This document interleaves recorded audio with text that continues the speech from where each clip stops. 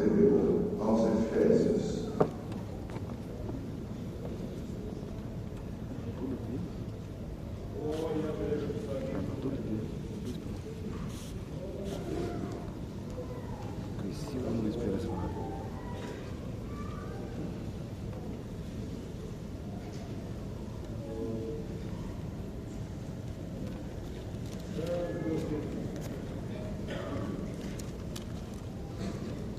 Iniciaremos no verso 10. Se todos acharem, irmãos, Efésios capítulo 6, verso 10 em diante. Se todos acharam, nós faremos a leitura ajudados por Deus. No demais, irmãos meus, fortalecei-vos no Senhor e na força do seu poder, revesti-vos de toda a armadura de Deus, para que possais estar firme contra as astutas ciladas do diabo. Porque não temos que lutar contra a carne e o sangue, mas sim contra os principados, contra as potestades, contra os príncipes das trevas desse século, contra as hostes espirituais da maldade nos lugares celestiais. Portanto, tomai toda a armadura de Deus, para que possais resistir no dia mau, e havendo feito tudo, ficai firme. Estais, pois, firmes, tendo cingido os vossos lombos com a verdade, e vestida a couraça da justiça, e calçados os pés na preparação do evangelho da paz, tomando sobretudo o escudo da fé, com o qual podereis apagar todos os dardos inflamados do maligno. Tomai também o capacete da salvação e a espada do Espírito, que é a palavra de Deus, orando em todo o tempo, com toda oração e súplica no Espírito, vigiando nisto com toda a perseverança e súplica por todos os santos, e por mim, para que me seja dada, no abrir da minha boca, a palavra da confiança, para fazer notório o mistério do Evangelho, pelo qual sou embaixador em cadeias, para que possais falar dele livremente, como me convém falar até aqui, irmãos.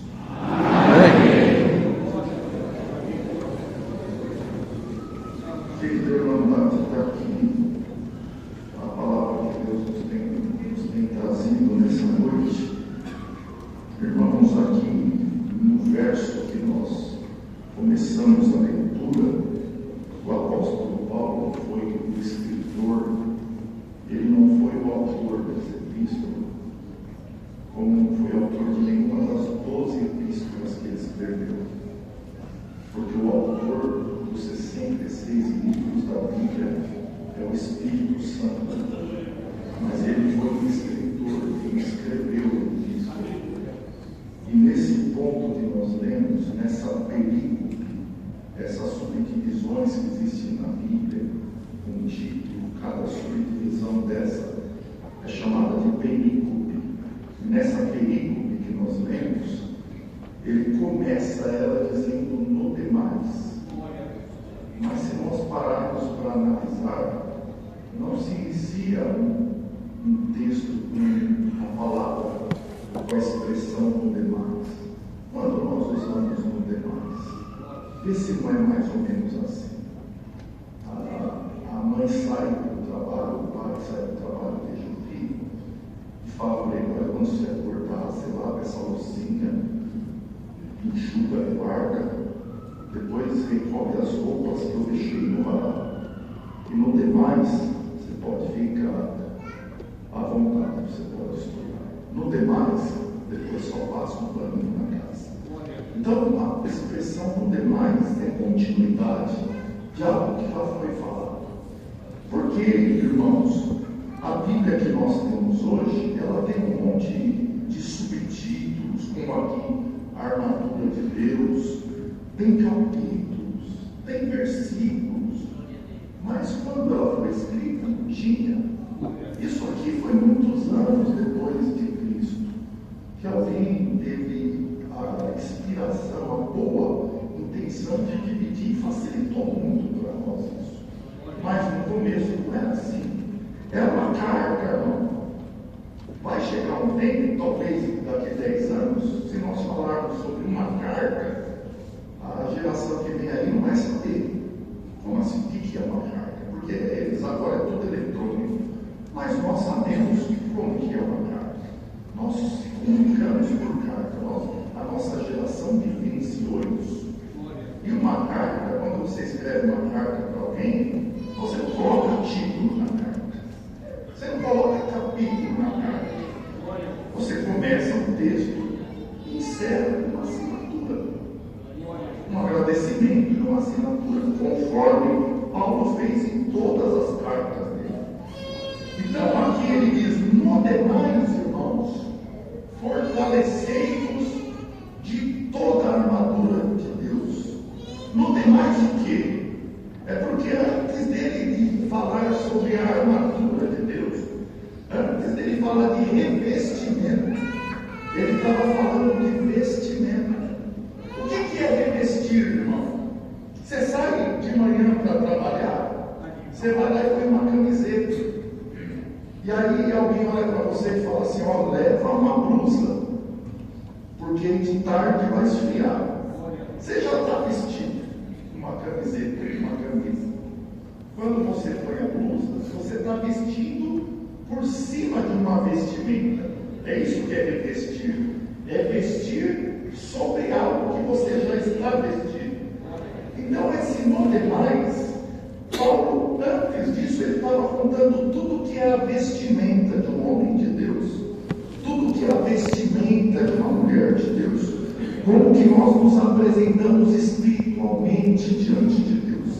Se você ler os primeiros 10 versos do capítulo 6, ele está falando como que o marido tem que tratar a mulher, como que a mulher tem que tratar o marido, como que o pai deve tratar o filho, como que o filho deve tratar os pais, como que um funcionário, um servo, ele tem que tratar o seu senhor, não trabalhar só na hora que o senhor está olhando, quando ele não está olhando com a mesma honestidade, como que o senhor tem que tratar. Olha, não tinha direito trabalhista.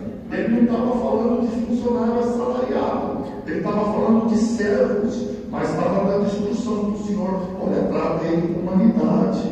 Agora você é servo de Deus, trata ele, olha para ele, não olha como teu servo, olha para ele como ele sendo um servo de Deus também. Trate ele com carinho, com respeito. Então, irmãos, antes de nós da igreja nos preocuparmos com o revestimento, primeiro nós temos que estar vestido. Não adianta nós entrarmos aqui e o irmão falar línguas, fala a língua dos anjos, fala línguas. O Senhor, eu falo hebraico, quando eu falo árabe, quando falo, Deus me deu a condição de falar japonês. Mas dentro de casa não fala a língua do esposo, não fala a língua da esposa, não fala a língua do filho, não fala a língua da filha. Então, a preocupação de Paulo foi: deixa ele vestir primeiro a igreja. E depois que a igreja tiver vestido de características moral, de um bom caráter, de uma boa postura, de uma boa inteligência espiritual, de um bom porte, de uma boa educação. Quando depois que a igreja é esbanjada, Deus te abençoe, muito obrigado, o Deus te acompanha. Depois que a igreja se revestir de tudo, se vestiu de tudo isso, no demais, revestidos de toda a armadura. Depois de tudo isso, revestidos de toda a armadura. Então não dá para pregar com certo seria pensar no capítulo 1, né? Que nem até o fim é uma carta. E aí pregar toda a carta, mas não dá tempo. Mas você tem o Espírito Santo. Eu tenho o Espírito Santo. E agora você tem compromisso diante de Deus. Então existe isso, irmão. Existe Deus instruindo através da epístola em Efésios como que a igreja se veste. Existe do capítulo 1 até o capítulo 6, no verso 10. Glória a Deus. Ele vai ensinando você a se vestir. E quando você entender isso, ele diz: demais, revestidos de toda a armadura de Deus. Coisa linda, Deus. Para quê? Para que revestir de toda a armadura de Deus?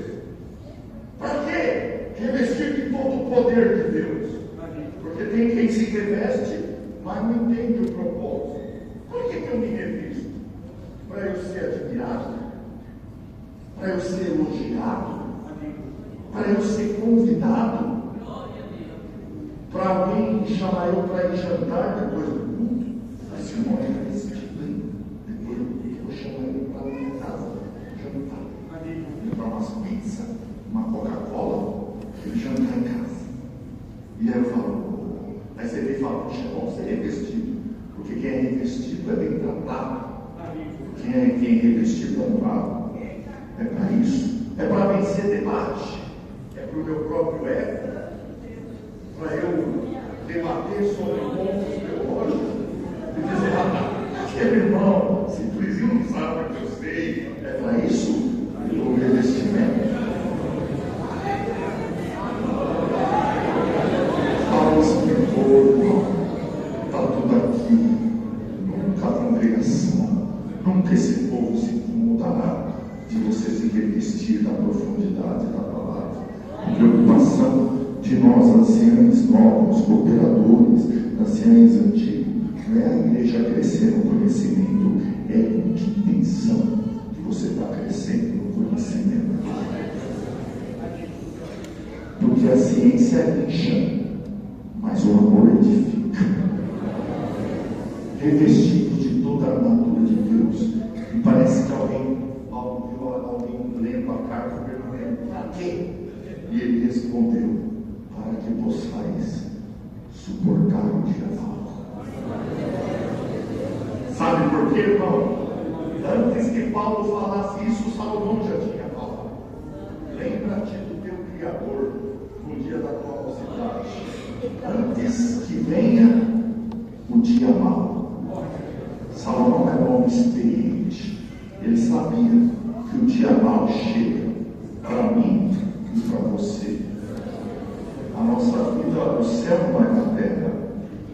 Haverá tribulações, haverá dias maus, haverá dias de luto.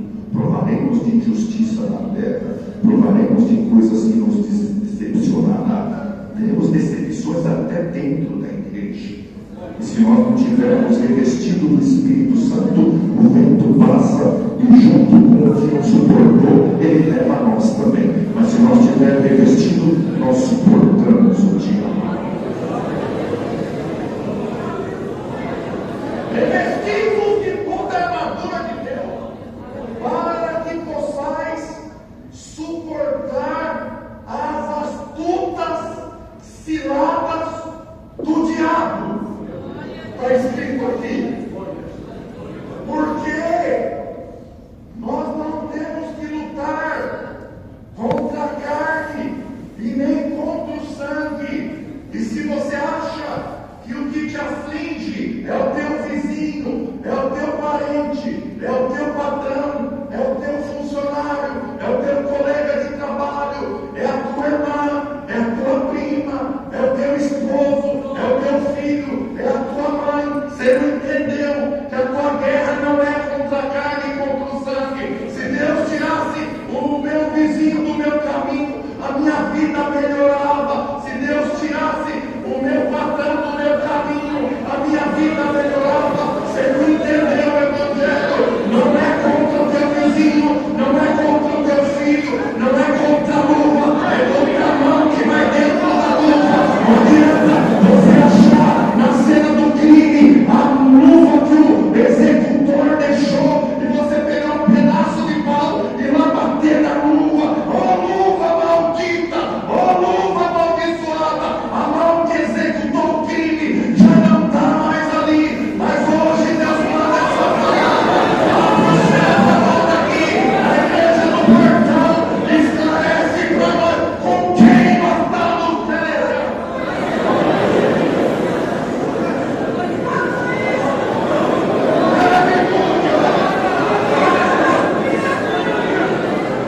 Não temos que lutar contra a carne nem contra o sangue. E aí Paulo diz, mas temos que lutar contra os principados, contra as potestades, contra os príncipes desse século, contra as hostes espirituais da maldade nos lugares celestiais. acha que vocês lêem na Bíblia é que Davi era um herói porque venceu o gigante?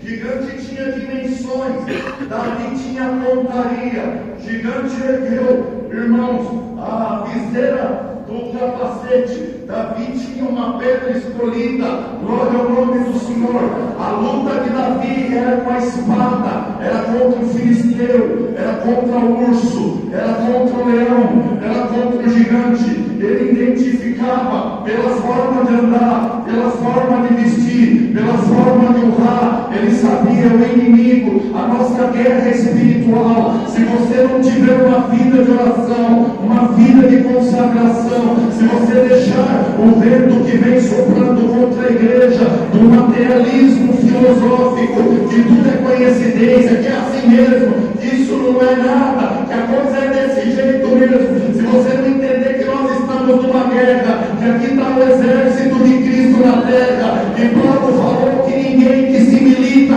legitimamente se embaraça com as coisas dessa vida. Ele falava de uma guerra, de um combate, e ele disse: olha, eu vou contar para vocês contra quem vocês têm que lutar. E se nós, irmãos, se todos nós aqui entendemos que nós estamos numa guerra espiritual, porque pelejamos por um reino espiritual. O Senhor Jesus disse: o meu reino não é desse mundo. O meu reino, se fosse desse mundo, eu clamava para o meu pai e mandava 6 legiões de anjos para pelejar contra o Império Romano. Mas não vim para brigar com o Império Romano. Eu vim brigar com o judeu.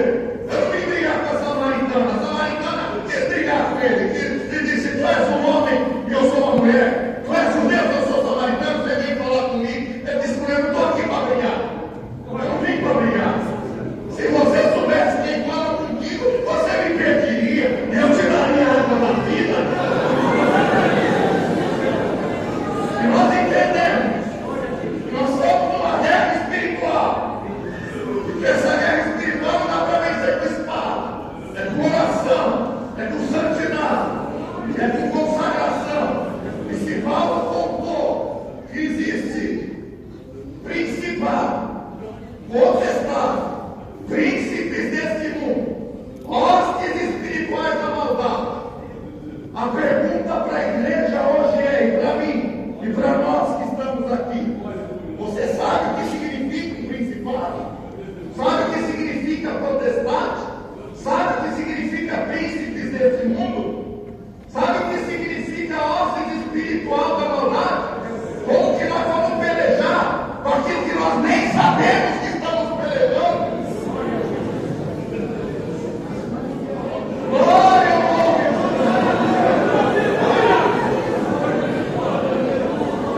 Sabe o que é principado, irmão? Porque alguém acha que o negócio, a gente vê hoje aí, irmão, uma fantasia, qualquer coisa piso na cabeça do adversário, irmão.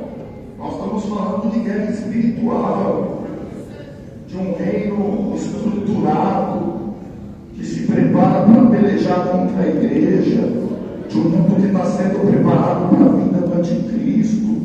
Nós não podemos estar dormindo, irmão. A igreja, está escrito: existe um ainda que resista até que do meio seja tirado. E quando ele for tirado, manifestará o inimigo. O Espírito Santo está no meio da igreja, segurando, irmãos, todos esses poderes. Quando você sai daqui, o culto não acaba, você não deixa de ser crente. Você sai daqui, você é um embaixador de Cristo na terra. Você entra no lugar de guerra quando você pisa, se você tiver calçado no evangelho da paz, você pisa onde tem guerra, a guerra cessa. Deus quebra o laço, corta a lança e queima os carros do fogo. Principado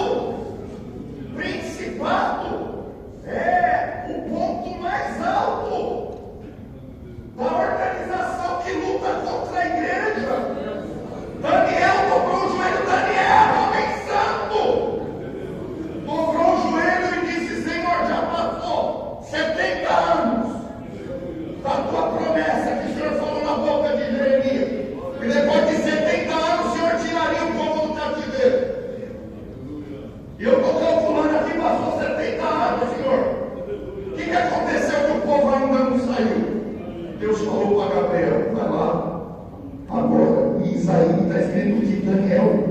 fez um jejum de 21 dias, irmão. E mas vamos levando de qualquer jeito. Estou no meio da batalha, fiz a tempo. Daniel orou 21 dias. Mas no primeiro dia da oração de Daniel, Deus mandou o anjo Gabriel. Vai lá e conta para ele qual que é o meu projeto do meu povo. Sabe o que é principado? Diz que o principado, o príncipe da Pérsia, não era um homem. Ele se antepôs ao anjo Gabriel e disse: aqui você não passa. Aqui na Pérsia é domínio meu. E Daniel não teve força de pelejar contra ele. Voltou para o Senhor. O Senhor disse do arcanjo Miguel: vai lá e repreende o príncipe da Pérsia, porque a notícia precisa chegar até Daniel. E quando a notícia chegou em Daniel, ele disse: faltou força no meu corpo, eu não conseguia me levantar, eu caí com o rosto em terra. Guerra espiritual. Era para nós estarmos nesse nível, irmão, lutando contra os principados, potestades, domínios locais, potestade, poderes locais, poderes na mídia, poderes na arte, poderes na música, poderes em tantos lugares. Lá no Senado, lá na Câmara, tem um monte de projeto para tirar a liberdade, tirar a tua liberdade de dar glória a Deus, tirar a tua alegria de dar glória a Deus. Se você estiver trabalhando e começar a cantar muito no teu trabalho, alguém diz: para de cantar, ninguém aguenta mais esses hinos da tua igreja. Aqui não é a sua igreja, aqui é o teu trabalho. Mas se o seu teu colega do lado colocou um funk, ninguém reclama. Potestade na música, potestade nas mídias, estão trabalhando para destruir a obra de Deus. E sabe onde nós estamos brigando? Estamos brigando com o outro. Glória ao nome de Deus. Não dizendo: não gosta daquele irmão, não suporta aquele irmão. Estamos brigando dentro do ministério, estamos brigando no meio da orquestra, estamos brigando com os nossos próximos, hostes espirituais da maldade, aquilo que trabalha na tua mente. E sabe quando você levanta para orar, para pedir oração, e diz: irmão, ora a Deus por mim, que eu estou numa tribulação. Então essa tribulação você não aguenta vencer, é só hoste espiritual da maldade. Percebeu o nível que a igreja está lutando? Imagina o nível que era para a igreja estar lutando. Era para nós estarmos lutando no ambiente do principado, e nós não estamos vencendo as hostes espirituais da maldade. Agora que você tem a consciência disso, irmão, toma toda a armadura de Deus. Você acredita que isso não é uma música dos irmãos? Agora vamos dobrar o joelho agora para encerrar essa palavra. E diante da consciência dessa palavra, pede: Senhor, me arma aqui agora, porque eu preciso vencer essa guerra. O Senhor te dará armamento. O Senhor te dará carro novo, não te dará casa nova, não libertará você dessa